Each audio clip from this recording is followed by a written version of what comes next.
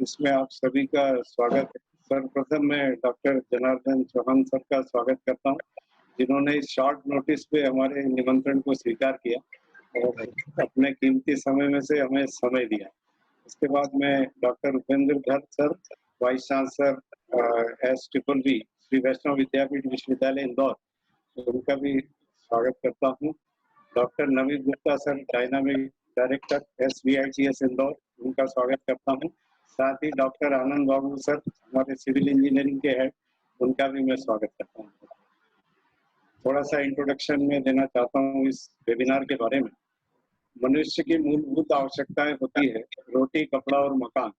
तो इसमें मकान का जिम्मा जो है वो सिविल इंजीनियरिंग वालों ने लेके रखा है, सस्ते, सुंदर और टिकाऊ मकान बना के देना। हमारे प्रधानमंत्री जी कहते हैं, पहले उन्होंने ये नारा दिया था कि हमको मेक इन इंडिया करना है, उसके बाद अभी आत्मनिर्भरता का नारा दिया है। आत्मनिर्भरता की हम लोग बात करें तो इसमें बहुत मेहनत और लगन की जरूरत है, क्योंकि कंपटीशन बहुत ज्यादा है। और इसके साथ साथ अभी जो वैश्विक महामारी चल रही है, इसमें इम्यूनिटी की भी बहुत ज्यादा आवश्यकता है। तो सिविल इंजीनियरिंग ने एक तरह से इम्यूनिटी की भी जिम्मेवारी ले रखी है। कैसे? तो सिविल इंजीनियरिंग ब्रांच जो है वो पर्यावरण प्रदूषण इसको कम करने में मदद करती है, इस पे एनालिसिस भी करती है। इसके साथ साथ ग्रीन बिल्डिंग के साथ वो ऊर्जा के संरक्षण और इसके सही उपयोग वो भी काम करती है। इसके साथ जल प्रदूषण, मतलब शुद्ध पेयजल अपने को मिलना चाहिए, साफ हवा मिलना चाहिए, तो इसमें सिविल इंजीनियरिंग का काफी योगदान होता है। और सिविल इंजीनियरिंग सबसे प्राचीनतम ब्रांच है, मतलब मकान या छत तो सबसे मूलभूत आवश्यकता है व्यक्ति की। इसके साथ साथ चौहान साहब के बारे में भी मैं कुछ कहना चाहूंगा। चौहान साहब से मेरा परिचय हुआ था भोपाल के एक इंजीनियरिंग कॉलेज में, जब सर को एक्सटर्नल के रूप में बुलाया था हम लोगों ने। उस समय सर का एक्सीडेंट हुआ था, हाथ में प्लास्टर बंधा हुआ था। उसके बाद भी एक्सटर्नल की हैसियत से सर आए और अच्छी तरह से वाइवा वगैरह कंडक्ट किया। तो ये बहुत बड़ी बात है, सर आपके डिवोशन को बताती है।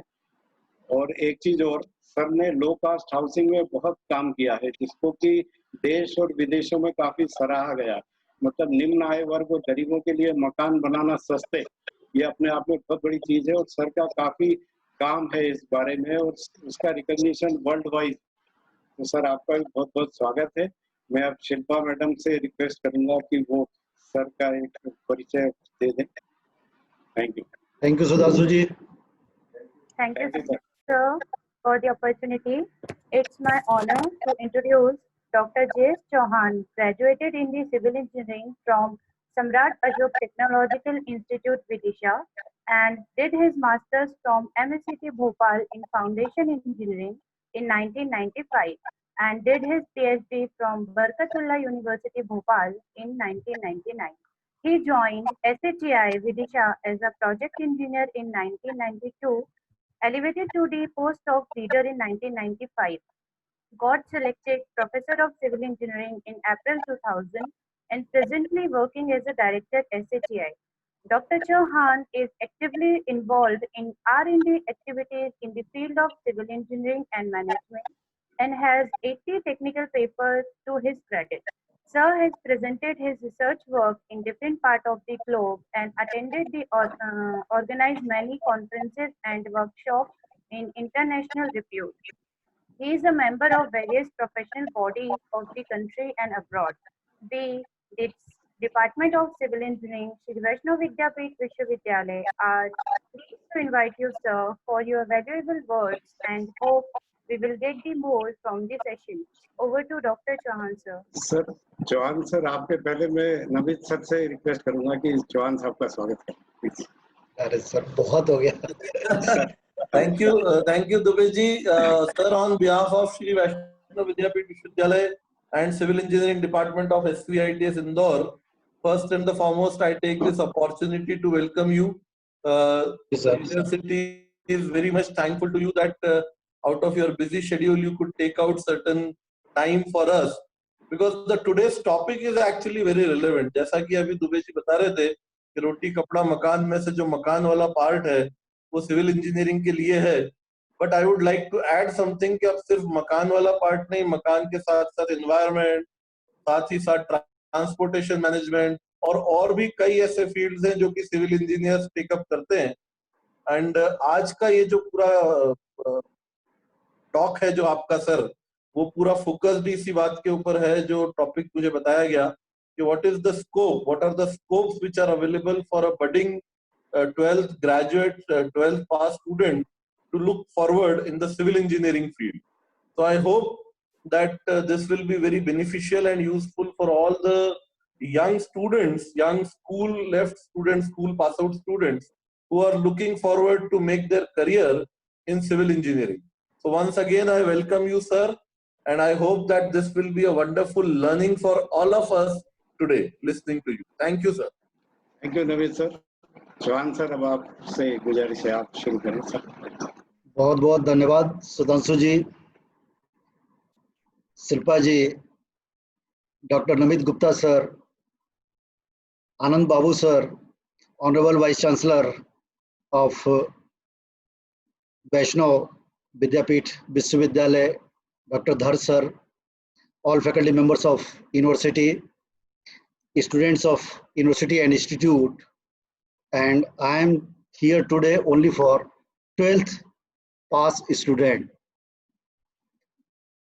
Good afternoon to each and everyone. सभी को प्रणाम, सभी को नमस्कार। साथियों, रोटी कपड़ा और मकान, मकान केवल सिविल इंजीनियर का पार्ट नहीं है। As per my opinion, complete roti, kapda or makan is a package for the civil engineer. In SATI, we have very good building center which are working on low-cost housing. This how can you develop the low-cost building material and construction technologies for a common man? Or Anand Babu sir, in campus we have very good Charkha Kendra, handloom center, and we have syllabus for first year student. Each and every student for each and every branch, they visited 2 hours in a week. और वो खुद सूत बनाता है, कपड़ा बनाता है।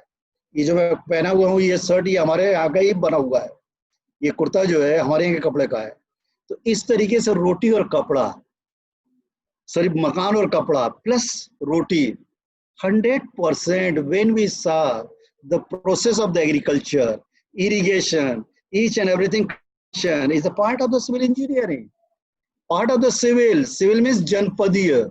जब ये इंजीनियरिंग स्टार्ट हुई थी, मिलिट्री इंजीनियरिंग थी, मिलिट्री इंजीनियरिंग से बाहर आई तो ये सिविल इंजीनियरिंग के रूप में बाहर आई, फॉर सिविलियन, फॉर जन, लोगों के लिए, इसलिए इसका नाम है जनपदीय इंजीनियरिंग। तो engineering means how can you do your each and every work in a systematic way is known as the engineering, and when we do the work for a common man, for each and every one, is known as the civil engineering. तो civil engineering के para में सब कुछ आता है, ऐसा कुछ नहीं है जो कि सिविल इंजीनियरिंग के उसमें नहीं आता हो। तो सुधांशु जी, ये दिमाग से बिल्कुल निकाल दें आप कि सिविल इंजीनियर के लिए केवल मकान, वो भी कम लागत मकान नहीं। Each and everything is comes under the banner of the civil engineer. This is the importance of the civil engineer. और जब सब कुछ सिविल इंजीनियरिंग में आता है तो वहां पे उसकी अपॉर्चुनिटी और चैलेंजेस बढ़ जाते हैं। बहुत सारी अपॉर्चुनिटीज रहती हैं और साथ में बहुत सारे चैलेंजेस भी लेके आते हैं। अभी कोविड की बात चल रही थी, कोविड का full format corona virus disease, COVID, इसका फुल फॉर्म मैंने आपसे डिस्कस किया था। जो COVID मैंने बनाया है, create opportunity, victory in disaster. Create opportunity, creation with each and every breath, हर अब व्यक्ति करता है, और व्यक्ति नहीं, इस धरती पे 84 लाख योनियां हैं, तो हर योनि कुछ ना कुछ क्रिएशन करती रहती है। ये नेचर है, ये प्रभु ने भेजा हुआ है इसी के लिए। सो create opportunity, victory in disaster. Victory and disaster, these two very powerful words. Victory, दुनिया का हर व्यक्ति चाहता है कि विक्ट्री हो, और डिसास्टर कोई नहीं चाहता है। So why disaster comes? Only due to all the garbadiya, all the mistakes, all the irregularities done by the civil engineers. This is my opinion. When I am saying each and everything involved with the civil engineering means each and every mistake will be done by the engineers, is create the disaster. तो disaster और victory दोनों part हैं हमारे, किसके? Creation के। और हर disaster के साथ, हर सांस के साथ, हर ब्रीथ के साथ, we have so many opportunities. But when our creation with opportunity in positive direction automatically create the victory. Otherwise, if our creation with negativity automatically create the disaster. Very simple formula. This is given by all the religion and शास्त्राज कि कैसे हम disaster की तरफ जाएंगे और किस तरीके से हम अपनी सोसाइटी को विक्ट्री के रूप में ले जा सकते हैं। तो साथियों, हर व्यक्ति चाहता है कि मेरे जीवन में जीत हो, हर व्यक्ति चाहता है। तो जीत केवल इसी तरीके से होती है कि कैसे आप, आपके पास बिखरी हुई अपॉर्चुनिटीज हैं। खासतौर से 12th के बच्चों को मैं कहना चाहूंगा कि अपॉर्चुनिटीज ही देखने की कला को हम शिक्षा कहते हैं। शिक्षा की जरूरत है। एजुकेशन हम लेते क्यों है? क्यों हम विद्यालय में जाते हैं, विश्वविद्यालय में जाते हैं, महाविद्यालय में जाते हैं?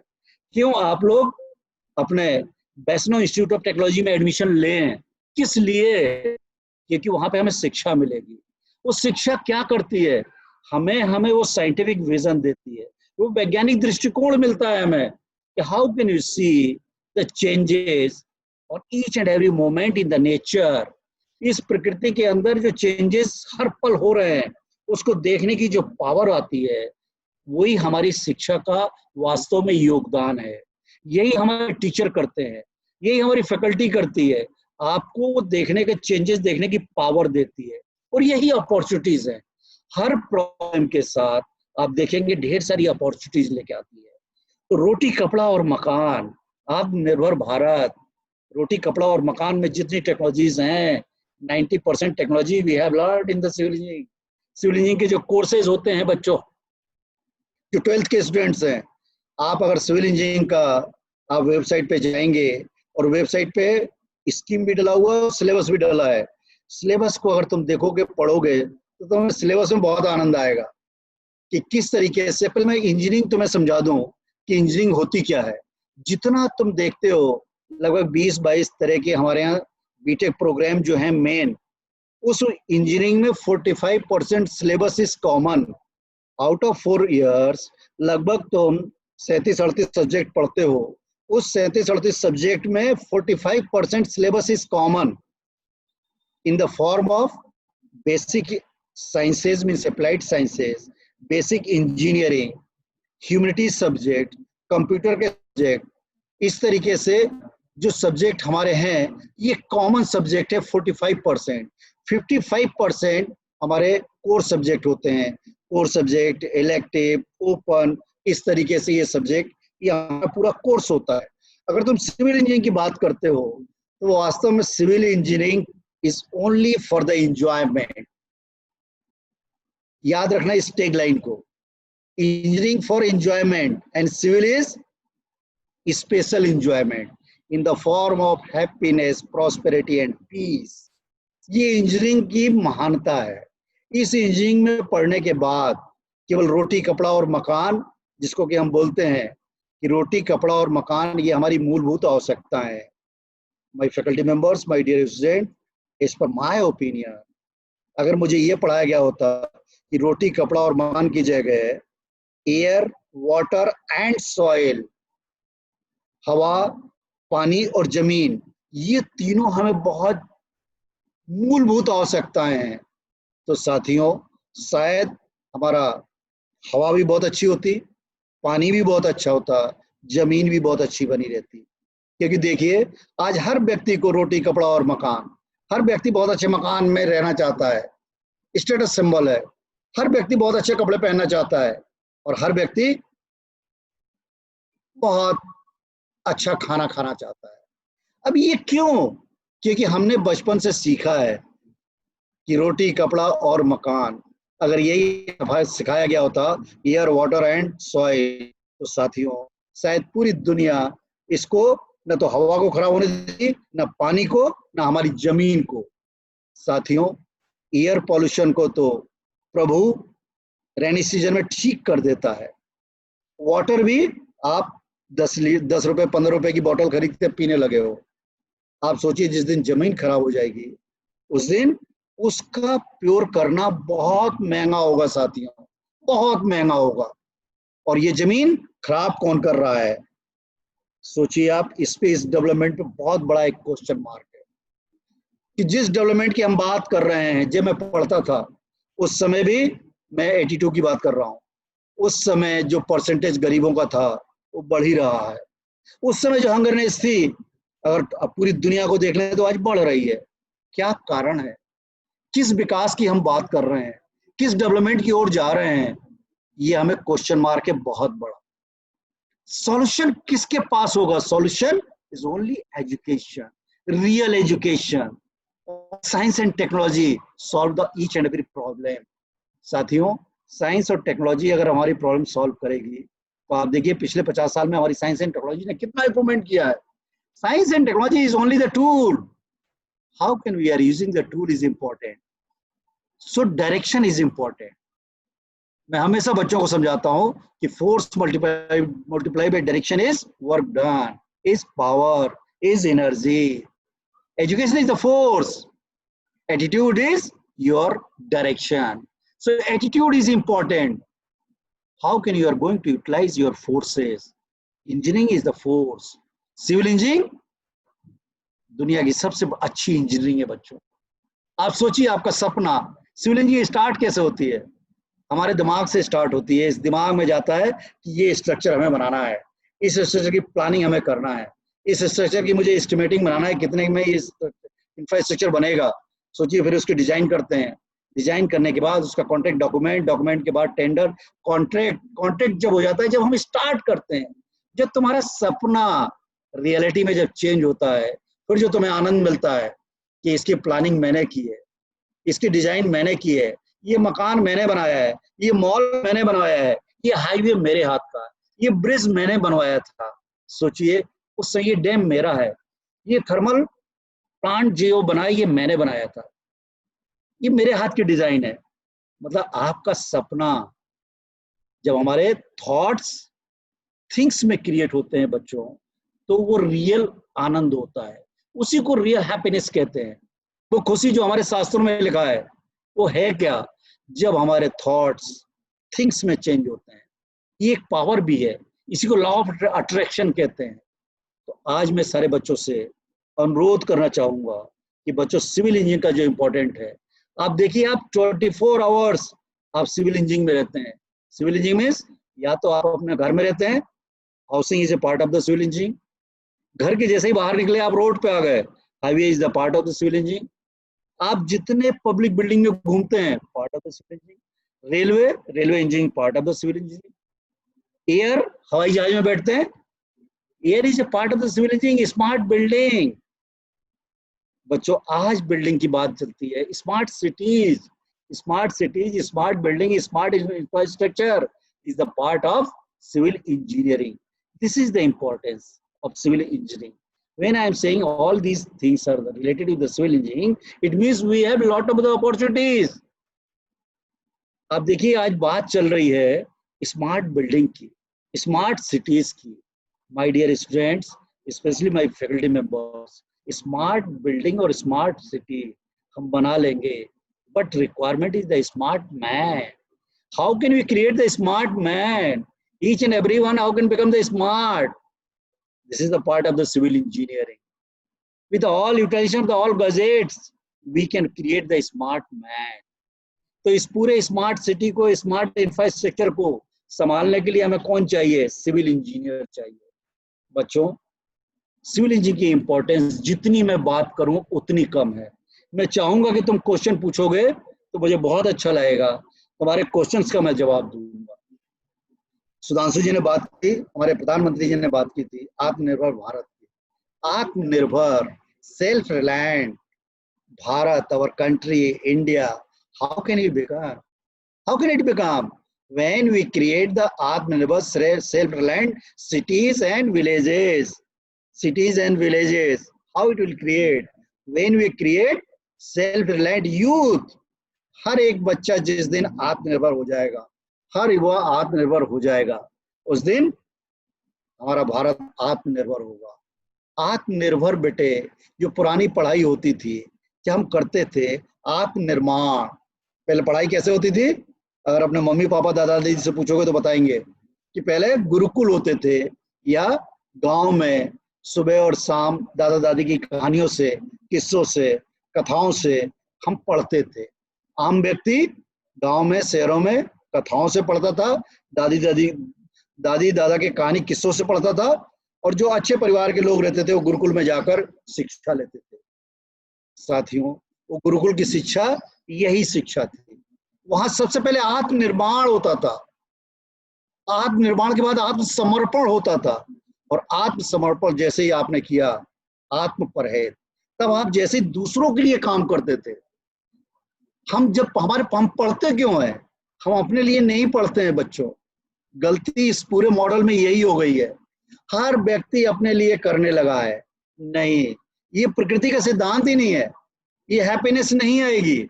जितना तुम अपने लिए करोगे उतना ही डिप्रेशन में होते हुए चले जाओगे। जिस दिन तुम दूसरे के लिए करते हो, हम एजुकेशन लेते हैं अपने को अच्छा बनाकर दूसरों की सेवा के लिए।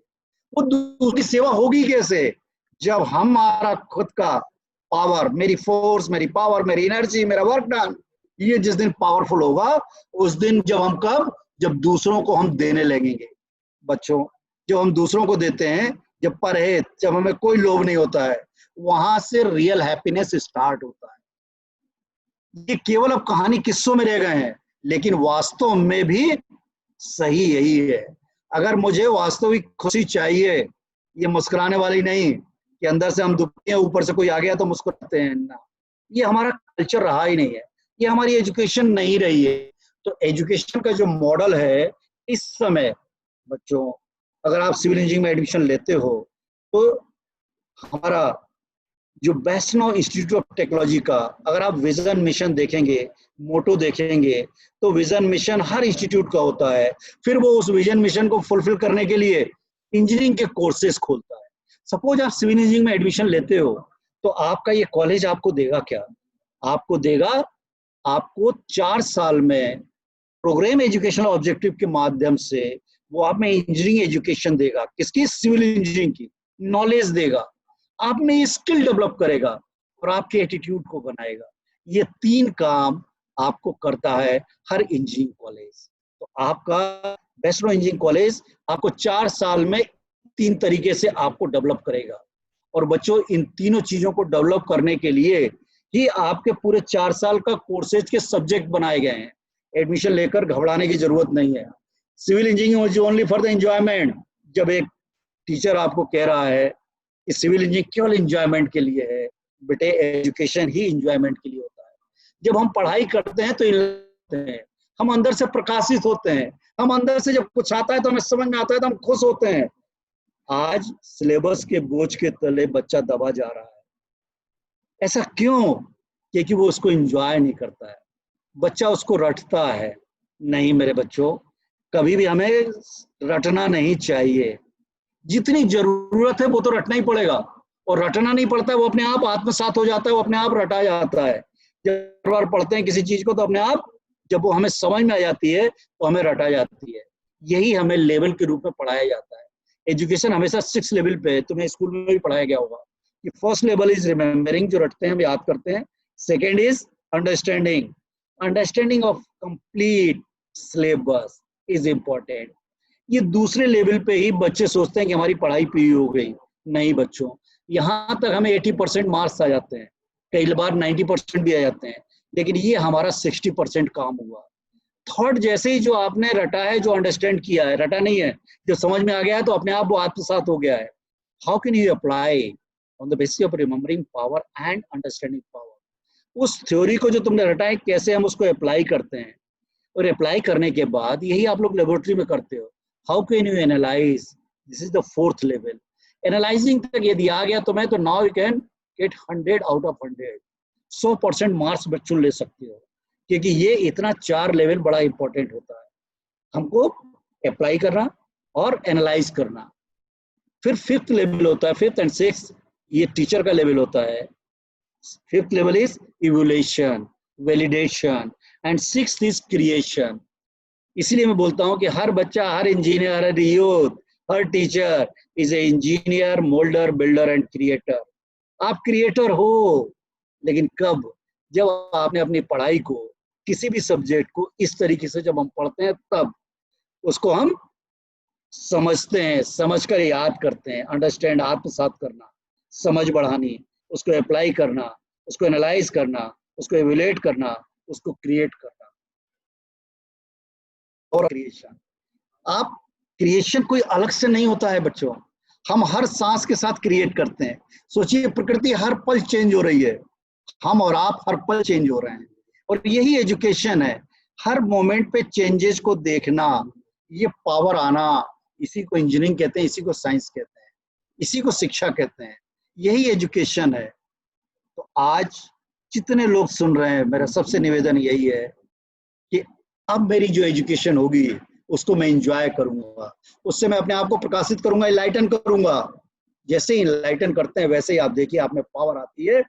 जब प्रकाशित होते हैं हम, अंदर से हल्के हो जाते हैं बच्चों, आपकी थकावट पूरी चली जाएगी। हम थकते नहीं है, ये सोना हमारी आदत पड़ जाती है, आदत पड़ जाती है। इस पे विश्वास करो, ये आदतें हैं हमारी, इन आदतों को चेंज भी किया जा सकता है।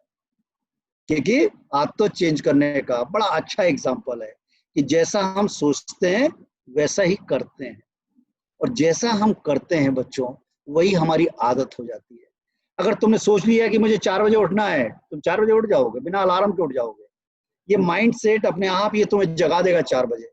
इसको आजमा के देख लेना, रात को 2 बजे सोना और कहना कि मुझे 4 बजे उठना है। अपने माइंड को केवल 3 बार बोल देना कि मुझे 4 बजे उठना है, 4 बजे उठा देना। 4 बजे बच्चे नींद खुलेगी, और बड़ी अच्छी नींद खुलेगी। ऐसा भी नहीं कि नींद में ऊँगते हुए खुलो ना, ये आप, इसी को लॉ ऑफ अट्रैक्शन कहते हैं, इसी को thoughts become things, thoughts converted into things, इसी को कहते हैं बेटे। इस पावर को समझने की कोशिश करिए, यही पावर आपको बड़ा बनाती है। तो जैसा हम सोचते हैं वैसा ही करते हैं, जैसा हम करते हैं वही हमारी आदत होती है, वही हैबिट्स हैं। हैबिट्स कोई अलग से नहीं होती हैं, और जैसा हम, मेरी आदत होती है, वैसा ही मेरा चरित्र होता है, वही मेरा कैरेक्टर है। कैरेक्टर कोई अलग से नहीं होता है बच्चों, और जैसा मेरा कैरेक्टर है वही मेरा भाग्य है। इसलिए हम कहते हैं हम भाग्य विधाता हैं, अपने भाग्य का निर्माण हम खुद करते हैं। बच्चों, इस पे विश्वास करिए, यही भाग्य विधाता होता है, यही, ऐसे ही आत्मनिर्भर भारत बनेगा। आज अभी बड़ी अच्छी चीज याद आ गई, मैं बता दूं तुम्हें, सारे बच्चों के लिए, कि 4 चीजें अपने जीवन में याद रखना, नोट कर लेना। ये 4 चीजें जो मैं बताने जा रहा हूं। पहला, तुम दुनिया के सबसे सर्वश्रेष्ठ व्यक्ति हो। नहीं विश्वास होता है, अरे सर मैं कहां से सर्वश्रेष्ठ होऊंगा, मेरे क्लास में मुझसे बहुत ऊपर है, उनके बहुत अच्छे मार्क्स हैं। नहीं, इसको नोट कर लो, उनके अच्छे मार्क्स हैं इसलिए कि तुमने ठीक से नहीं पढ़ा। तुम यूनिक हो, तुम अकेले इस धरती पे आए थे, अकेले पैदा हुए थे, अकेले जाओगे। तुम्हें प्रभु ने किसी काम के लिए भेजा है, तुम्हारा किसी से कोई कंपटीशन नहीं है। You are a unique man, तुम इकलौते हो, और तुम इस धरती के सबसे सर्वश्रेष्ठ व्यक्ति हो। इसको नोट कर लेना, ये बहुत जरूरी है बच्चों। जैसे ये हमारे में आता है, सोचिए मेरे पास कोई कंपटीशन नहीं है, मैं सर्वश्रेष्ठ हूं, आप देखिए आपका ऑरा कैसे बढ़ता है। Second, I can do anything, मैं कुछ भी कर सकता हूं। देखिए कैसे पावर आती है। क्या ये सोच नहीं सकते हम? ये केवल सोचने की बात कर रहा हूं। पहला, मैं दुनिया का सबसे सर्वश्रेष्ठ व्यक्ति हूं, मैं दुनिया का सबसे सर्वश्रेष्ठ छात्र हूं, मैं दुनिया का सबसे सर्वश्रेष्ठ फैकल्टी हूं। नहीं सोच सकता हूं मैं? सोचना चाहिए डेली बेटे। जैसे इस सुबह उठे, अपने माता पिता को प्रणाम करो, अगर घर में हैं उनके चरण स्पर्श करो, नहीं तो मन में केवल उन्हें प्रणाम करिए, प्रभु से गुड मॉर्निंग करिए। जैसे माता पिता को प्रणाम किया, और पहली चीज, मैं सर्वश्रेष्ठ हूं, ये भाव आना चाहिए। मैं कुछ भी कर सकता हूं। देखिए आपकी पावर, सेल्फ स्टीम कैसे बढ़ती है, अपने आप कई फोल्ड इंक्रीज होती है। मैं कुछ भी कर सकता हूं। तीसरा, क्यों? क्योंकि तू मेरे साथ है। कौन?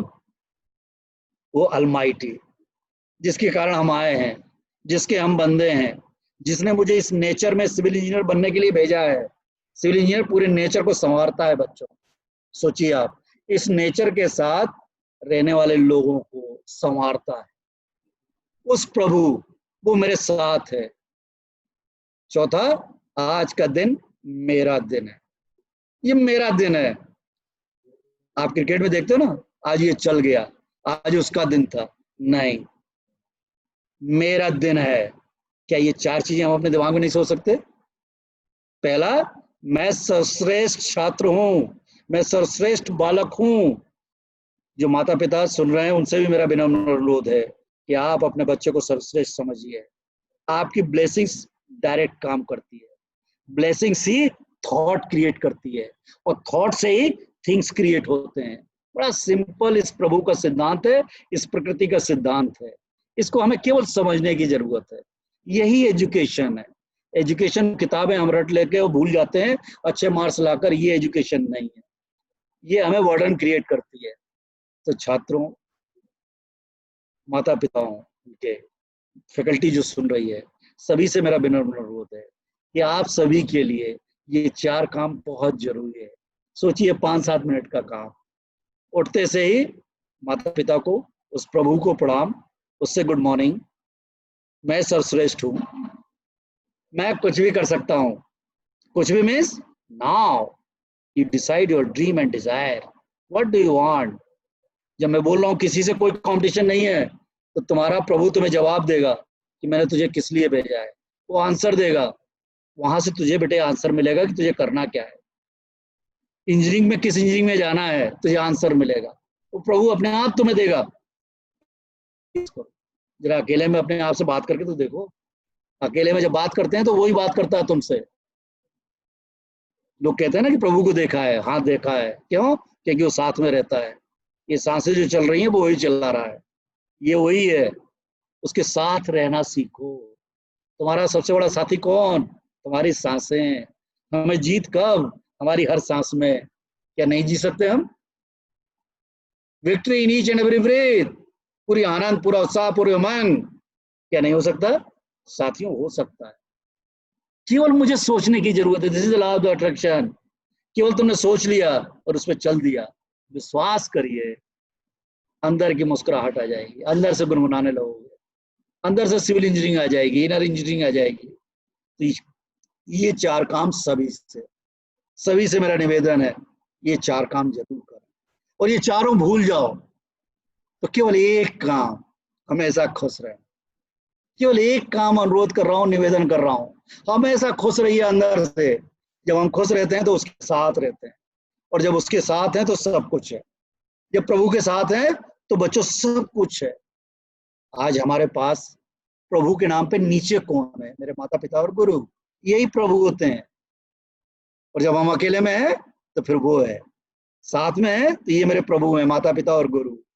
और अकेले में वो खुद साथ में है। उसको महसूस करना सीखो। तो एक काम कर रहा हो तो खुश रहना। अगर चारों भूल जाओ, लेकिन चारों याद रखोगे तो बहुत अच्छा है। सुबह उठते ही माता पिता को प्रणाम, प्रभु को प्रणाम, क्योंकि उसने मुझे नया दिन दिया। मैं सर्वश्रेष्ठ हूँ। मैं अपने ड्रीम और डिजायर को धरातल पर उतारूंगा। देखिए कैसे उतरती है। अपने आप सारी पावर अंदर से प्रभु तुम देगा, सारी डायरेक्शन देगा। सपने देखने सीखिए। बड़ा सपना। बच्चों, सपना छोटा देखना क्राइम है। अब्दुल कलाम साहब ने बोला है कि छोटे सपने अपराध हैं, क्राइम है। कैसे हम बड़े से बड़ा सपना देखें? ये तुम्हारे हाथ में। बड़ा से बड़ा जितना सोच सकते हो उतना बड़ा सपना देखो। और जैसे ही उस सपने पे तुमने काम करना चालू कर दिया, with your whole dedication, determination, devotion and deadline, with your complete discipline, बच्चों, वो सपना तुम्हें मिल जाता है। सपना धरातल पे उतर जाता है। इतना ही सिंपल है जितना मैं बोल रहा हूं। इसको एंजॉय करोगे, सिविल इंजीनियरिंग को एंजॉय करोगे। तो ये जो मैंने बताया है, एक चारों भूल जाओ तो खुश रहना। खुश रहते हैं, आत्मनिर्माण अपने आप होता है। आत्मनिर्माण होने के बाद समर्पण अपने आप होगा। और फिर अपने आप जब आत्मसमर्पण होता है तो दूसरों के लिए, परोपकार के लिए हम काम करने लगते हैं, और वहीं से खुशी आने लगती है। वहीं से जब तुम सेवा करते हो तो गुनगुनाने लगते हो, वहीं से प्रभु का जाप स्टार्ट हो जाता है। इस शरीर में गीत अपने आप स्टार्ट होता है। आप सरल सहज अपने आप हो जाओगे, अपने आप इस दुनिया के मालिक हो जाते हो। इस दुनिया के तुम मालिक हो, क्या नहीं सोच सकते? रजिस्ट्रियां किसी के पास भी हो, जो जहां पे है वो उसका मालिक है। इस प्रकृति के तुम मालिक हो क्योंकि प्रभु के साथ हो। तो छात्रों, सभी स्टूडेंट से मेरा विनम्र निवेदन है कि हमेशा खुश रहिए। इन 4 चीजों के साथ जीवन में अब आज के बाद आगे बढ़ोगे। तुम्हारा सपना अपने आप होगा, वो आत्मनिर्भर भारत जिसकी माननीय प्रधानमंत्री जी ने कल्पना की है। आत्मनिर्भर भारत कब बनेगा? एसटीआई के अध्यक्ष श्रीमती ज्योतिरादित्य सिंधिया जी कहते हैं कि जिस दिन हमारे देश की हर माता बहन जिस दिन शिक्षित हो जाएगी, उसके हाथ में काम होगा, उस दिन हमारा देश आत्मनिर्भर भारत हो जाएगा। साथियों, सोचिए कितनी बड़ी सोच है। आधा हिस्सा हमारा जिस दिन इसके पास काम होगा, क्योंकि माँ है वो लक्ष्मी है, अपने आप आत्मनिर्भर हो जाएगा। साथियों, आत्मनिर्भर भारत बनाने के लिए हमें सेल्फ रिलायंट होना पड़ेगा। कैसे बनेंगे? उसका ये मूल मंत्र ये शास्त्रों में जो दिया हुआ है, केवल खुश रहकर, केवल उसके साथ जुड़कर, क्योंकि जब वो साथ होता है तो आपसे गलत काम हो ही नहीं सकते बेटे। क्योंकि अल्टीमेटली विक्ट्री और डिसास्टर में अंतर कितना है, जीत में और प्रलय में कितना सा अंतर है। क्योंकि शिक्षित सब हैं, अपॉर्चुनिटी सबको दिख रही है, क्रिएशन सब कर रहे हैं। अब विक्ट्री और डिसास्टर कैसे, जीत कैसे? अब हमारा सारा कार्य हमारे फोर्स के साथ पॉजिटिव डायरेक्शन में होगा, ऑटोमेटिकली विक्ट्री होगी। नेगेटिव डायरेक्शन में होगा, ऑटोमेटिकली डिसास्टर होगा। केवल इतना सा अंतर है। अब हमारे हाथ में है कि हम डिसास्टर की तरफ जाएं या विक्ट्री की तरफ जाएं। इसीलिए प्रभु के पास, प्रभु से जो तुम मांगते हो वो मिलता है। ये माँ प्रकृति तुम्हें, एक माँ ने जो पैदा किया, जब तक हमें होश नहीं आता है, जब तक हम उससे जिस जज्बे के साथ मांगते हैं वो पूरा देने का प्रयास करती है। ऐसे ही बड़े होने के बाद ये माँ प्रकृति जो नेचर है, उसी जज्बे के साथ, जब तुम्हें होश नहीं था, इसे जरा मांग के तो देखो। होश में आने के बाद मांगोगे उसी जज्बे के साथ, ये देगी तुम्हें। इसीलिए अब्दुल कलाम साहब ने बोला कि मांगो तो वो सपना तुम्हारा बड़े से बड़ा, छोटे सपने अपराध है, बड़ा से बड़ा सपना देखना और उसकी तरफ आगे चल देना। वो ड्रीम और डिजायर कैसे तुम्हारे डेडिकेशन के साथ, तुम्हारे फुल डिटर्मिनेशन के साथ, पूरे डिवोशन के साथ, कंप्लीट डेडलाइन की इतने में मुझे पूरा करना है, विद कंप्लीट डिसिप्लिन, साथियों वो सपना आपको मिलेगा। तब जाके हमारा भारत आत्मनिर्भर भारत बनेगा। आज सोचिए क्या हालत हो रही है। मैंने शुरुआत ही वहां से की थी कि जब मैं पढ़ता था तब भी वही परसेंटेज था। आज भी लगभग 780 करोड़ दुनिया के लोग, 780 करोड़ में से लगभग 3.25 करोड़ आज भी गरीबी रेखा के नीचे। आज भी करीब 80-85 करोड़ भूखे रहते हैं। इतनी बड़ी भुखमरी, किस डेवलपमेंट की बात कर रहे हैं हम? इस पे हमें सोचना पड़ेगा। सोचिए आप, पूरी दुनिया देश की तरफ देख रही है। आज चाइना घूर रहा है, क्यों? टेक्नोलॉजी है उसके पास। हमारी बात करने से काम साथियों नहीं चलेगा, हमें टेक्नोलॉजी का जवाब टेक्नोलॉजी के साथ देना पड़ेगा।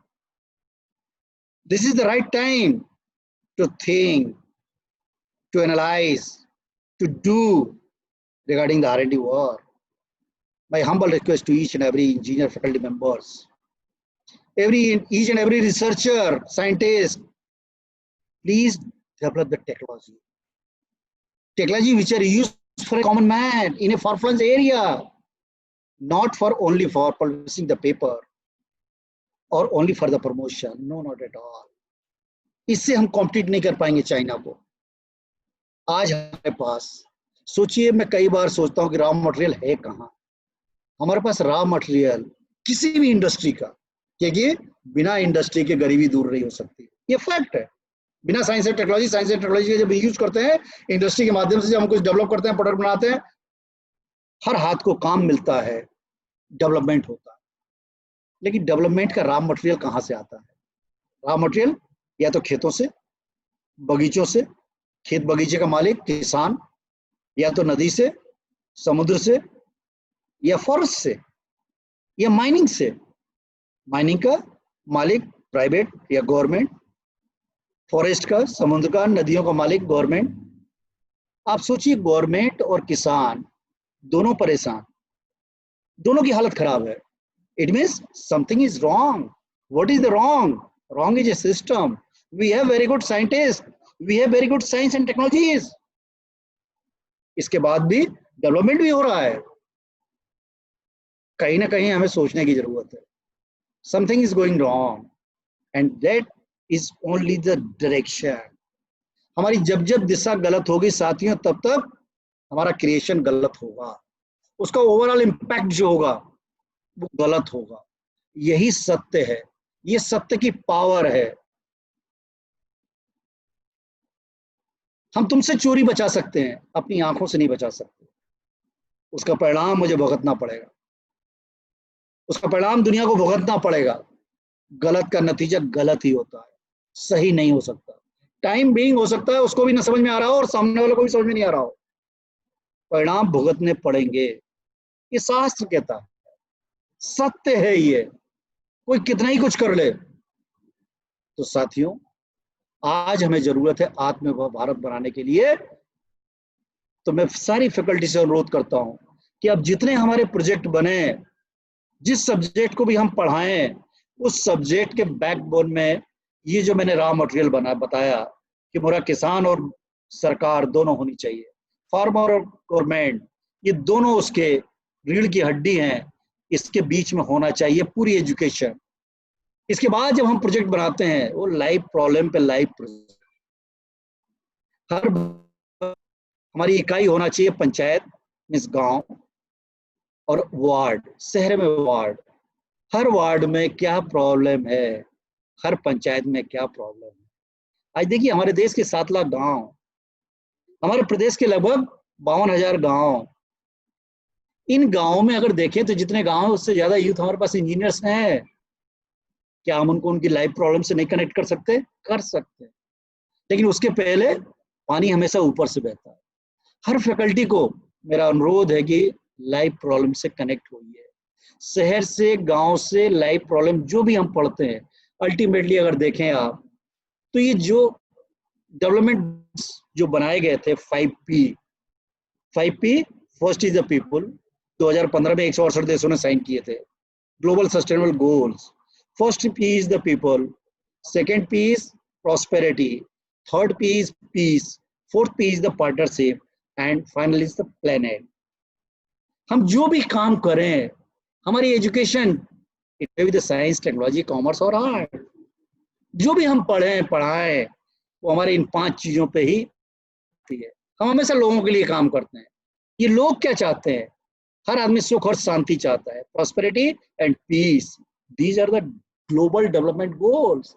ये मिलेगी कैसे? विथ पार्टनरशिप, सहभागिता। पार्टनरशिप सबसे जरूरी है, तब जाकर 5वां प्लेनेट। इस प्लेनेट में सारी चीजें हैं, इस माँ धरती में, इसके अंदर, इसके ऊपर। इसका सबसे बेस्ट क्रिएशन क्या है? उसका क्रिएशन हम है, मानव है, मेरे बच्चे हैं, ये यूथ जो आज सिविल इंजीनियर बनने जा रहा है, 12th के उपास बच्चे, हर एक बच्चा, ये प्रभु की सबसे बड़ी कृति है। तो जब सबसे अच्छी कृति है तो हमारी रिस्पॉन्सिबिलिटी डिजास्टर पैदा करना नहीं है, विक्ट्री क्रिएशन ही हमारा उद्देश्य है।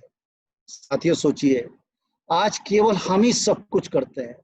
84 लाख योनियों में से 83,99,999 बड़े शांति से प्रभु के बनाए हुए एजुकेशन सिस्टम पर चलती है, लेकिन केवल एक ये मानव काली खोपड़ी वाला आज तक नहीं समझ पाया कि what is the need.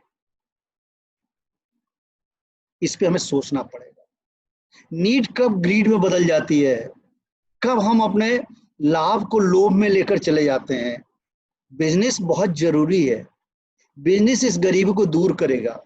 Business में लाभ है, जिस लोभ में बदल जाता है तो गरीबी बढ़ने लगती है, पॉवर्टी अपने आप बढ़ने लगती है, पॉवर्टी के नाम पे पॉवर्टी बढ़ने लगती है। साथियों बहुत सिंपल सिस्टम है एजुकेशन का। तो मेरा सभी से अनुरोध है कि आत्मनिर्भर भारत या रोटी कपड़ा और मकान ना, सबसे पहले हवा पानी और जमीन, ये हमारी मूलभूत आवश्यकताएं हैं। आज हमें सोच लेने की जरूरत है कि नहीं, हम अपनी हवा को, पानी को, जमीन को खराब नहीं होने देंगे, इसको पॉल्यूट नहीं होने देंगे। साथियों अगर ये पॉल्यूट नहीं होगी तो हमें बहुत अच्छा रोटी कपड़ा और मकान अपने आप मिलता रहेगा। हम अपने आप आत्मनिर्भर भारत होंगे, अपने आप ऐसी वैश्विक महामारी कभी नहीं आएगी। एक छोटा सा हेल्थ डिजास्टर पूरे विश्व को हिलाकर रख दिया, कोई ग्रीन बिल्डिंग कहने की बात नहीं चलेगी। पहले हम पूरे को पॉल्यूट कर लें और ग्रीन बिल्डिंग की बात करते हैं, ग्रीन मटेरियल की बात करते हैं, each and everything is green. हम उसको खराब कर रहे हैं, खराब करने के बाद उसकी ग्रीन करने की हम बात करते हैं।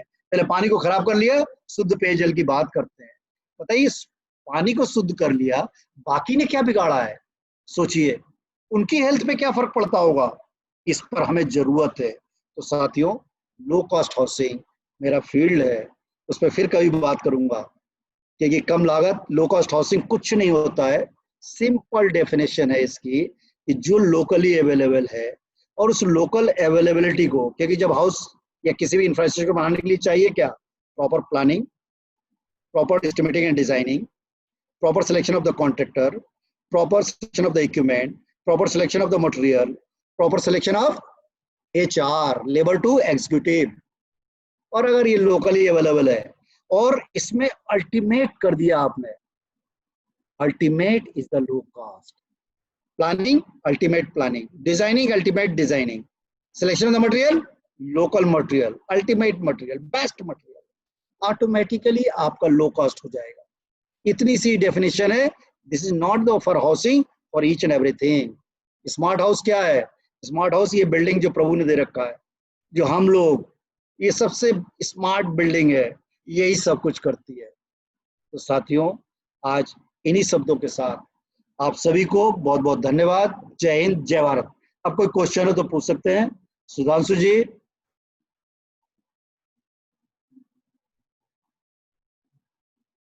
Thank you. Okay Sudhanshu ji. Yes sir. कोई क्वेश्चन हो तो लिया जाए। सर क्वेश्चन है ना सर? एक minute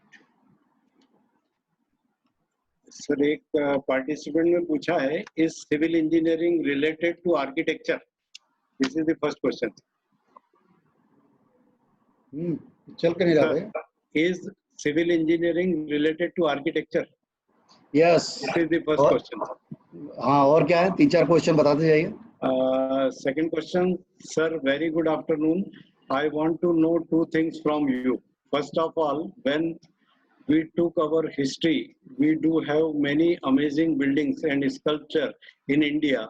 Can such thing possible in today's time? And are we learning and upgrading by watching them or understanding them? Secondly, sir, what is the scope for post-graduation after graduation from civil branch? ये 2 question थे sir. अभी बाकी भी बचे हैं, वो आप कहें तो वो भी सुना दूं। सुना दीजिए, तो मैं जरा इसको ठीक कर लूं। How will civil engineering? मेरा चैट बॉक्स नहीं खुल रहा है जी, बस उसी पे मैं काम कर रहा हूं। हाँ, third question sir, question answer chat box वो खोलिए सर आप। How will civil engineering evolve with modern technology? Last question है sir, sanitization and education and health facility for worker is very poor, please advise. Okay, the first question was architecture, related to architecture and civil engineering. Civil engineering. Is the question asked by civil engineering student or 12th student?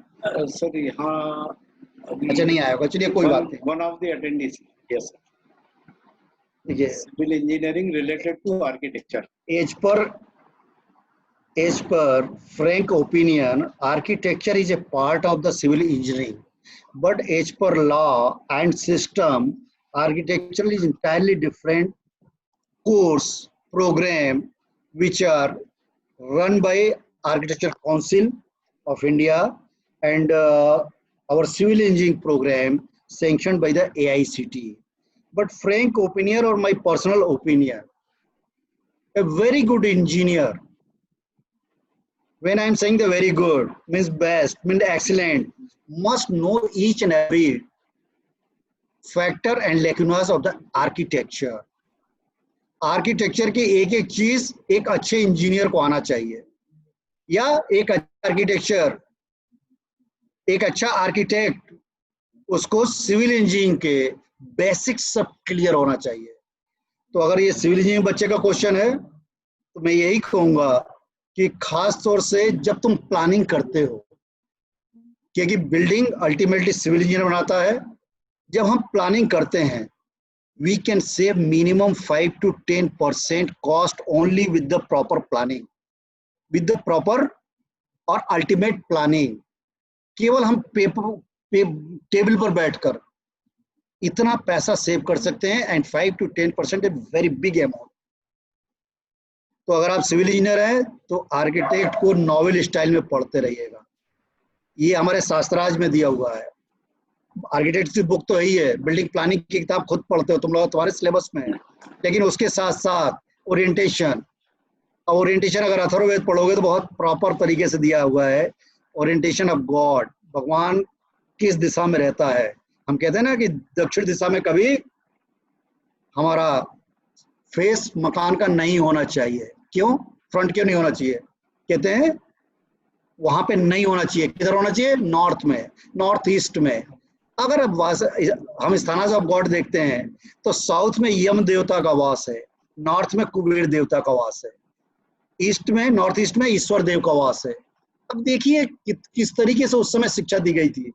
ये शिक्षा एक common man को थी, क्योंकि पैसा सबको चाहिए, धन सबको चाहिए, सही तरीके से चाहिए, प्रभु के साथ चाहिए। तो नॉर्थ ईस्ट यहाँ तक हमें हमारा मकान का फ्रंट होना चाहिए। साइंटिफिक रीजन भी इसी से इन्वॉल्व है। किचन किधर होना चाहिए? साउथ ईस्ट में। साउथ ईस्ट मीन्स नृत्य जो कॉर्नर होता है वो अग्निदेव का वास है। अब अग्निदेव का वास मीन्स किचन हमारा वहां चाहिए। इंद्रदेव ईस्ट में, हमारा बोर कहाँ होना चाहिए? ईस्ट में जाएगा। ये तो मैं प्लानिंग की बात कर रहा हूँ। ऐसे ही जब हम स्पेस की प्लानिंग करते हैं, वहां पर एक सिविल इंजीनियर को स्पेस के सारे कंसेप्ट मालूम होना चाहिए, तब जाकर हम एक बहुत अच्छी प्लानिंग कर सकते हैं। और सबसे खास चीज है यूजर क्या चाहता है, उसके साथ 100% मेरा इन्वॉल्वमेंट होना चाहिए। जब मैं यूजर की रिक्वायरमेंट को समझ लेता हूँ, जब समझूंगा कब? जब उसके साथ मेरा इन्वॉल्वमेंट होगा। बिजनेस नहीं, बिजनेस तो बच्चे अपने आप होता है, बिजनेस में एकदम मत भागना। बिजनेस तो जब हम काम करेंगे तो बिजनेस अपने आप होता है। ये केवल समझने की बात है कि पैसे को पकड़ के अपना जीवन खराब कर दो, या पैसे की तरफ देखो नहीं। पैसा तुम्हें इतना होगा कि समझ सकते हो, तुम्हारे पैसों में उलझा रहेगा। ये जीवन जीने का सिद्धांत है। ये दो ही सिद्धांत है। पहला, पैसे को पकड़ता रहूं और अपने आप को बर्बाद कर दूं। कितना पैसा, कोई लिमिट नहीं है। और जब उसको देखोगे नहीं, इतना आएगा तुम्हारे पास कि तुम संभाल नहीं पाओगे। केवल दो ही ये रास्ते हैं। तो सिविल इंजीनियरिंग या आर्किटेक्चर, दोनों को, आर्किटेक्ट जो आर्किटेक्चर कोर्स कर रहा है उसको भी सिविल इंजीनियरिंग की नॉलेज होना जरूरी है।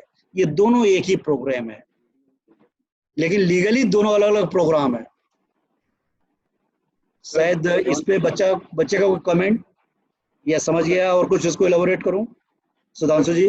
सर एक और बहुत इंपॉर्टेंट क्वेश्चन है। नहीं, इस बच्चे का हो गया या उसको और कुछ पूछना चाह रहा है? अभी तो कुछ उसका आया नहीं चैट बॉक्स में। हाँ ठीक है। What are the opportunities after BE civil? Another important question. What are the opportunity after BE civil? अभी तक क्या सुन रहे थे ये बताओ। स्टार्ट किया था opportunity of civil engineering, each and everything in this earth related with the civil engineering. तुम्हें आंखों में देखने की पावर चाहिए। और आंखें कौन सी बेटे?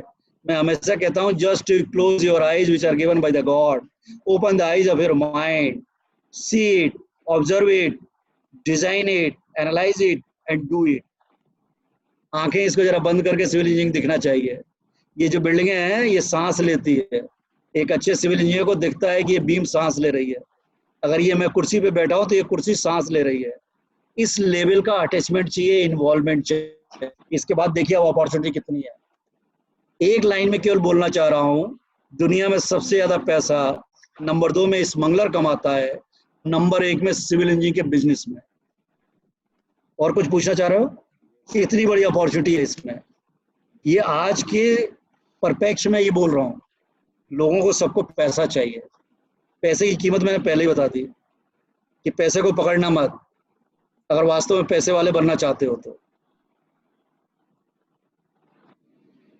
सर एक और क्वेश्चन था जी। बी के बाद यदि तुम पढ़ना चाहते हो, एक एमटेक से भी रिलेटेड क्वेश्चन था बच्चों, आपको पहले ही सुधांशु सर ने जो शुरुआत की थी, अगर देखा हो इन्वायरमेंट को कैसे हम खराब कर रहे हैं।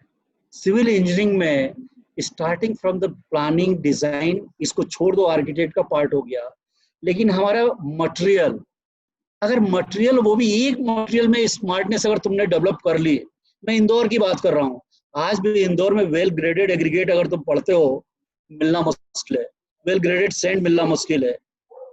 मैक्सिमम जो लोग इंजीनियर नहीं है वो सारे इस बिजनेस में है। क्या तुम ये नहीं क्रिएट कर सकते हो कि अगर वेल ग्रेडेड एग्रीगेट चाहिए तो मेरे पास मिलेगा? देखिए आप कितनी बड़ी अपॉर्चुनिटी। अभी इंजीनियरिंग तो आई नहीं, इंजीनियरिंग का एक जरा सा तुमने प्रैक्टिकल जो किया था, well graded sand and well graded aggregate जो पढ़ा था, वो आज भी हमें इंदौर, विदिशा की तो बात ही छोड़ दो, इंदौर में भी नहीं मिलता है। कुछ जगह हैं जो लोग कहते हैं, 3-4 एड्रेस मेरे पास हैं जो कहते हैं कि वेल ग्रेडेड है। एक जगह विजिट करके आया था, नहीं बताऊंगा, वेल ग्रेडेड नहीं है। क्या तुम नहीं बना सकते हो? आईएस कोड के हिसाब से नहीं दे सकते हो? देखिए आप कितनी बड़ी अपॉर्चुनिटी है। केवल मटेरियल की बात कर रहा हूँ, ये तो बिजनेस की, इंजीनियरिंग नहीं आई है। जैसे ही इंजीनियरिंग में आप इन्वॉल्व होते हो, आपके मटेरियल के साथ, एडवांस मटेरियल के साथ, मैनमेड मटेरियल के साथ, नेचुरल मटेरियल के साथ, मैनमेड टेक्नोलॉजीज के साथ, हमारी सोचिए टेक्नोलॉजीज कितनी है, क्या उसमें कितनी अपॉर्चुनिटीज है बच्चों। इन्हीं कोर्सेज में आज smart building, smart health of structure, health analysis of structure, अपनी तबीयत खराब होती है हम डॉक्टर के पास जाते हैं। आज हमारे पास ऐसे ऐसे इक्विपमेंट है कि मैं उनको इंस्टॉल करके और डेली मैं अपने हैवी स्ट्रक्चर की हेल्थ कहाँ डिटोरिएट हो रही है उसको मैं अपने कंप्यूटर में बैठ के चेक कर सकता हूँ। Such type of technology we had today. देखिए कितनी बड़ी अपॉर्चुनिटी है। अब इतने मकान बन गए, आरसीसी की लाइफ कितनी, अब इतने बड़े जो मकान होने इसकी रेट्रोफिटिंग कौन करेगा, इसके डॉक्टर कौन आएंगे? डॉक्टर मेडिकल वाले नहीं आएंगे, ये सिविल इंजीनियर्स का काम है कि कैसे इसकी लाइफ को हम 25 साल बढ़ा दें, कैसे इसकी रेट्रोफिटिंग करें, ये कॉलम बीम स्लेब, ये आरसीसी वर्क, ये इंफ्रास्ट्रक्चर, इनकी रेट्रोफिटिंग करके हम कैसे लाइफ बढ़ाएं। देख रहे हो आप कितना बड़ा, क्योंकि ये जितने काम है इतने के कोर्सेज हैं। पहले मैं अपने आप को, मैं कभी नहीं कहता हूं कि बीटेक वाले बच्चे को एमटेक में जाना चाहिए, नहीं बच्चे, पहले पैसा कमाओ, पहले बीटेक की नॉलेज जो इसको यूटिलाइज करो, एमटेक बाद में कर लेना। जब हम काम करते हैं एक्सपर्टाइज अपने आप आती है। वही सेम चीजें हम लोगों ने सिलेबस में डाल रखा है और कुछ नहीं है, उस सिलेबस में वही चीजें हैं। तो अपॉर्चुनिटी ढेर सारी है, देखने की कला चाहिए, वही हम लोग पढ़ाते हैं, तो देखने की कोशिश करिए। SCTI आई है, यहाँ पे बहुत अच्छा बिल्डिंग सेंटर है, सारी टेक्नोलॉजीज, 1 इंच की स्लेब, 25 फीट लंबी, बताओ 25 feet span, without any beam, thickness of slab is only 1 inch. Can you imagine? 25 साल पहले बनाया था, आज भी उसमें लेबोरेटरी चलती है। सोचिए आप, आज भी उसमें वाइब्रेशन होता है। Sir excuse me sir, yes sir. Question और था, कुशाग्र द्विवेदी ने पूछा है, ये पुरानी बिल्डिंगों के बारे में बात कर रहे हैं सर, जैसे ताजमहल है, कुतुब मीनार है, इनमें अपन देखते हैं कि नेचुरल वेंटिलेशन और काफी चीजें, मतलब नेचुरल रिसोर्सेज का उपयोग किया। तो इन्होंने ये पूछा है कि इससे कोई प्रेरणा लेके हम लोगों ने कोई नई बिल्डिंग ऐसी बना रहे हैं, कुछ प्लानिंग में ऐसा इंक्लूड किया है क्या? नहीं, प्रेरणा तो बेटे देखिए, प्रेरित होते हैं हम सभी से, और मैं फैकल्टी का काम ही केवल इतना सा है, इंस्पायर करना, और कोई काम नहीं है। वो सिलेबस, वो किताबें, वो सब नेट पे डली हैं और तुम लोग पढ़ लेते हो। The role is only the inspiration, how you inspire is important. Otherwise बच्चा एक्सपायर हो ही रहा है, तो इंस्पायर, प्रेरित होना, ये तुम्हारे ऊपर डिपेंड करता है कि किस चीज को देख के तुम कितना प्रेरित होते हो। अगर कुतुब मीनार की बात कर रहे हो, उससे बहुत ऊंची हम लोगों ने टॉल बिल्डिंग बनाई, कुतुब मीनार को ही देखकर दिमाग में आया होगा कि अगर मैनुअली इतनी बड़ी बिल्डिंग कुतुब मीनार का खड़ा हो सकता है तो क्यों नहीं हम हाई राइज बिल्डिंग की तरफ जाएं। उसमें डिजाइन किया गया, उस तरफ गए, वेंटिलेशन की बात की। वेंटिलेशन है क्या? Ventilation means how can you utilise the और how can you get the maximum benefit from the nature. ये जो प्रकृति है नेचर का, कैसे हम इस कमरे के अंदर, हमारे स्ट्रक्चर के अंदर मैक्सिमम बेनिफिट है, ये वेंटिलेशन होता है। तो साथियों, हर स्ट्रक्चर से हमें, क्योंकि यही तो निगाह है, वही तो मैं बोलता हूँ कि आंखें बंद करके जरा दिखने लगे सिविल इंजीनियरिंग कि भाई ये बिल्डिंग जो है ये सांस ले रही है। कुतुब मीनार के सामने खड़े होकर जरा देखने की कोशिश करो, वहां लौह स्तंभ लगा हुआ है, ऐसा कैसा स्टील जिसमें कि करोजन ही नहीं होता है। झाबुआ में हमारे पास बहुत छोटी छोटी थी, उस समय लोग बनाते थे उस तरीके का स्टील। जरा उस तरफ जाने की कोशिश करो। इसीलिए मैं बार बार बोलता हूं कि हमारी जो ट्रेडिशनल नॉलेज है वो शास्त्र, वो मिथ नहीं है। जरा इन्वॉल्व होने की कोशिश करो। उन्हीं को यूरोप लेके गया था, हमारे शास्त्राज वेदास को लेके गया था, यहाँ से पंडितों को लेके गया था जो कि अंग्रेजी जानते थे, और संस्कृत से डिकोडिंग कराई। डिकोडिंग कराने के बाद उनके पास आइडियाज आए। बेटे आज वहाँ साइंस ऐसे ही नहीं बढ़ गया, जर्मन ऐसे ही नहीं बढ़ गया, उसके रीजन है, वहां हमें जाना पड़ेगा, उस पर सोचना पड़ेगा। तो ये हम अपने शास्त्रार्थ को जो उठा के लाल बस्ते में बांध देते हैं, ऐसा मत करो। उसको जरा नॉवेल स्टाइल में पढ़ने की कोशिश करो, बहुत कुछ मिलेगा उसमें, वहां से आइडियाज मिलेंगे, उस आइडियाज पे काम करना चालू करो। ठीक है सर, वेरी राइटली सेड। एक क्वेश्चन थोड़ा सा हटके था अदिति दीवान का, sanitisation and education and health facility for worker is very poor, can you advise sir? बहुत अच्छा क्वेश्चन पूछा है तुमने। केवल अगर याद करो 14 में प्रधानमंत्री के बाद पहला काम उन्होंने लाल किले से बोला था स्वच्छता। 30% अमाउंट हर घर से, ये डेटा है urban and rural area, rural का भी 30% पैसा बेटे हेल्थ पे जा रहा है। और रीजन केवल क्लीननेस, केवल स्वच्छता। वो गंदगी के कारण 30% पैसा हमारा स्वास्थ्य पे जा रहा है। क्या ये होना चाहिए? नहीं होना चाहिए बच्चों। ये होगा क्या? होगा कैसे? स्वच्छता हमारा एटीट्यूड है, ये कहने से नहीं हो सकता। एटीट्यूडनल बीमारी है ये। जैसे गरीबी एक एटीट्यूडनल बीमारी है, डिसीज है गरीबी। गरीबी कोई भगवान ने पैदा किया है? सोचिए, भगवान ने गरीब घर में पैदा हुए। गरीब मरना नहीं चाहिए। ये बिल गेट के शब्द हैं कि प्रभु गरीब पैदा कर सकता है, लेकिन मरना ये हमारे हाथ में है कि गरीब मरना है हमें या हमें कुछ करके मरना है। इसी तरीके से गरीबी एक एटीट्यूडनल प्रॉब्लम है, वैसे क्लीननेस एटीट्यूडनल प्रॉब्लम। कौन गंदगी में रहना चाहता है, कौन सफाई में रहना चाहता है? हम सबका एटीट्यूड चेंज करना पड़ेगा। सोचिए आप, 30% अमाउंट किसको कहते हैं? 30% देश का पैसा बच्चों केवल गंदगी के कारण बर्बाद हो रहा है, डिसीज में। तो इस पे सिविल इंजीनियर्स को काम करने की जरूरत है। कैसे हम वो इन्वायरमेंट लाएं, कैसे हम एटीट्यूडनल चेंज करें। आप तो इंदौर में बैठे हुए हो, इंदौर कंटिन्यूअस पहला स्थान बनाए हुए है, नो डाउट। आज से 5 साल पहले कोई इंदौर गया और आज चला जाए, वो विश्वास नहीं करेगा कि इंदौर में आए। लेकिन इसके बाद भी जो चीजें होना चाहिए, वो क्लीननेस के मापदंड, वो पैरामीटर्स, हम फर्स्ट हैं, अल्टीमेट नहीं। Ultimate is required. पहला आना तो पहला तो ये तो आएगा ही कोई ना कोई, लेकिन अल्टीमेट 100 आउट ऑफ 100 वो आना जरूरी है। उस पे अभी इंदौर को भी बहुत काम करने की जरूरत है। तो बाकी तो फिर कहने क्या बात है, कितनी अपॉर्चुनिटीज है। तो वो सैनिटाइजेशन हमारे साइट पे, सोचिए, तुमने इतना अच्छा क्वेश्चन किया है, साइट पे तो कोई सोचता ही नहीं है। बहुत बड़ी बड़ी साइटों पे केवल डर के कारण, इंस्पेक्टर के डर के कारण वहां पे कुछ चीजों का अरेंजमेंट किया जाता है। अब लोगों ने छोटी छोटी साइट पे भी मजबूरी में यूनिसेफ का, यूनेस्को का, यूनेडो का, गवर्नमेंट ऑफ इंडिया का प्रेशर रूल्स रेगुलेशन में आ गया है। धीरे धीरे हम लोग स्टार्ट कर रहे हैं। लेकिन ये क्वेश्चन बहुत अच्छा था, ये हमारे एटीट्यूड में आना चाहिए कि कैसे हम उस सैनिटाइजेशन पे हर जगह 100% हमारा पहला टॉप प्रायोरिटी वो होना चाहिए बच्चे। Sir, another very good question. After this corona time, how will civil engineering change?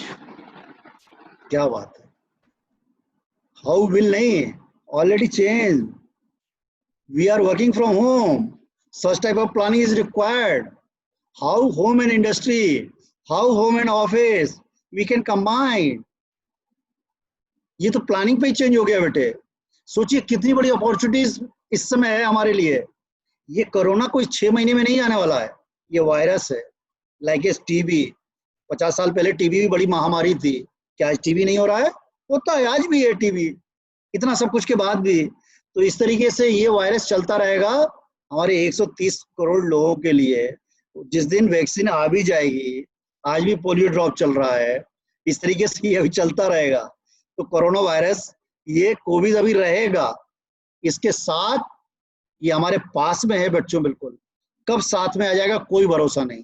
इससे बचने के लिए एसएमएस, जब तुम स्टार्ट नहीं हुआ था, हमारे गुरुदेव कहते हैं कि SMS, S mean sanitiser, M mean mask, again S is social distancing, ये तीनों का पालन करना बहुत जरूरी है। इम्यूनेशन पावर को बढ़ा के रखिए, विल पावर को बढ़ा के रखिए, विल पावर बहुत जरूरी है। उसके लिए थोड़ा सा योगा, प्राणायाम, पूजा पाठ, शास्त्रों से जुड़े रहना, अपने गुरुओं से जुड़े रहना, माता पिता दादा दादी के साथ जुड़े रहना, ये बहुत जरूरी है। ब्लेसिंग्स ही विल पावर बढ़ाती है बेटे, तो ब्लेसिंग्स कैसे हम गेन करें, ये बहुत जरूरी है। तो कोरोना ढेर सारी अपॉर्चुनिटीज लेके आया है, इसीलिए मैंने इसका full form corona virus disease नहीं, COVID, create opportunity, victory in disaster, this is the opportunity. तो सिविल इंजीनियरिंग के लिए ही नहीं, दुनिया के हर व्यक्ति को कोविड ने ढेर सारी अपॉर्चुनिटीज दी हैं, हमें देखने की जरूरत है, उस पर करने की जरूरत है।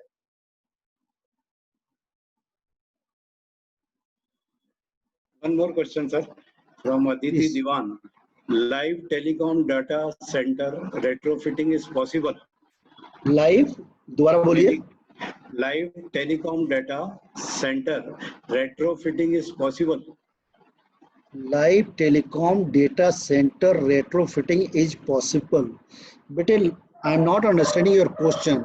Live data centre, I think this is the research center, and retrofitting is a technology. By utilizing of the retrofitting, we can strengthen the strength of any infrastructure. तो मैं समझ नहीं पा रहा हूँ कि तुम पूछना क्या चाहती है। इसको अनम्यूट करो जरा बेटे, लाइव जरा क्वेश्चन पूछो, क्या पूछना चाह रही हो? सर, इनका एक क्वेश्चन और था, वो देख लें अपन। After corona A-0 drawing become laptop size. After corona A0 size? Zero size drawing become laptop size. No बेटे, A0 size is zero size, right? Dimension will be never change. The size of the A0 drawing sheet will be same size, and laptop or mobile is the apparatus. Understand? Dimension will never change. Dimension वही रहेगा। इसमें आप इसको increase कर सकते हो, decrease कर सकते हो, ये टेक्नोलॉजी की फैसिलिटी है। क्लियर हुआ? Yes sir. सर, एक अनाउंसमेंट भी था पार्टिसिपेंट्स के लिए कि फीडबैक फॉर्म की लिंक शेयर की है हम लोगों ने चैट बॉक्स में, तो वो फीडबैक फॉर्म भर दें। और इसके बाद भी सुधांशु जी के पास नंबर है मेरा, कभी भी स्टूडेंट पूछ सकते हैं। कोई क्वेश्चन रात को 12 बजे भी दिमाग में आए तो एसएमएस कर दोगे तो सुबह उठ के जगाऊंगा। Yes sir. Thank you so much sir. May I request Dr. Anand Babu sir to conclude the session and propose the vote of thanks. Thank you, sir. Okay, thank you very much, sir, for a wonderful informative session, and so many blessings students have got. Only a few thoughts I got by the questions also. How will civil engineering evolve modern technology? One more question asked by the students. See, civil engineering got more modern technology means in the construction field. If you go to YouTube and search for a modern technology in civil engineering. So many videos are there where modern technologies are applied in civil engineering. So see, don't think that engineering means civil engineering. One question I'm studying in the chat box, you're writing that civil engineering makes plans for buildings, not only for plans for buildings, as sir is telling, civil engineering makes plans for the life. It's not for the building, it's for the life. Once you are enter into civil engineering, you should feel that you are the second creator of the world. God created everything, and another person who can create anything, that is only the civil engineer. Nobody can create anything, because roti, kapada, makan, जो चाहिए वो civil engineer provide करके लोगों को देगा, तो ही life existence में है, नहीं तो नहीं है. You can take irrigation, you can take environmental, you can take pollution control, you can take any kind of things. You can think of the railways, you can think of the aeroplanes, the technology which is going ahead. You have to be going with the technology, being a civil engineer. That is the part. Only thing is, faculty now, yesterday we were listening another webinar.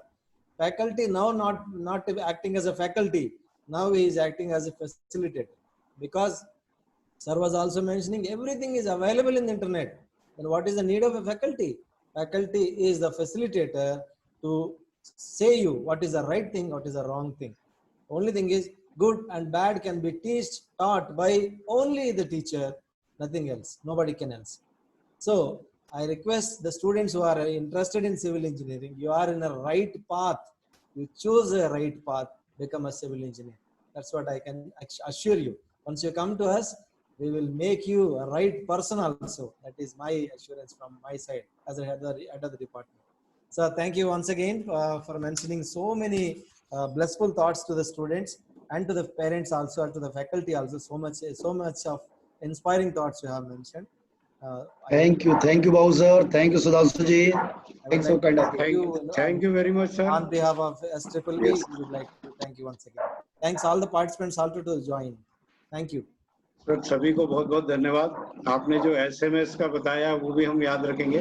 साथ ही साथ रोटी कपड़ा मकान के अलावा जो आपने विकल्प बताया कि एयर, वाटर और सॉइल, यदि वो कंसेप्ट अपने दिमाग में होता तो आज स्थितियां इतनी बिगड़ती नहीं सर. तो वो सब ध्यान में रखेंगे और आगे भी इसी तरह काम करेंगे. और सभी पार्टिसिपेंट सभी को धन्यवाद.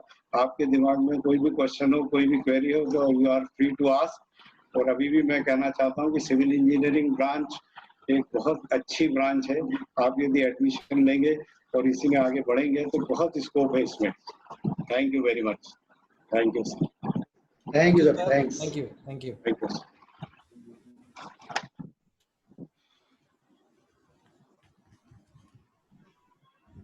Okay, now you can close the session. Yes.